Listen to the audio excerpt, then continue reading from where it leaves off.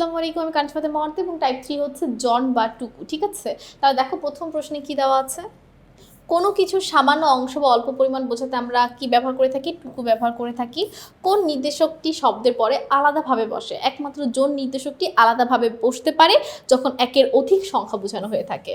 এটার উত্তর কি হবে? জন। শুধু মানুষের বেলায় কোন নির্দেশক ব্যবহার করা হয়? জন নির্দেশকটা শুধু বোঝানোর জন্য ব্যবহার করা হয়। দেখো বিশে কি বলা আছে, সামান্য অংশ। ঠিক আছে, সামান্য অংশ বা অল্প পরিমাণ বোঝাতে কোন নির্দেশকটা বসে? জন, টুকু, টা, খানা। উত্তরটা হবে কি বলতো? টুকু। শুধু মানুষের বেলায় কোন নির্দেশক ব্যবহার করা হয়? আমরা জানি শুধু মানুষের বেলায় জন নির্দেশক ব্যবহার করা হয়। কোন পদাশ্রিত নির্দেশকটি নির্দিষ্টতা ও অনির্দিষ্টতা উভয় অর্থেই বসে? সেটা হচ্ছে টুকু। সেটা নির্দিষ্ট হতে পারে, অনির্দিষ্ট অর্থ হতে পারে। পরিমাণের স্বল্পতা বোঝাতে কোন পদাশ্রিত নির্দেশকটি ব্যবহার করা হয়? আমরা জানি সবাই টুকু।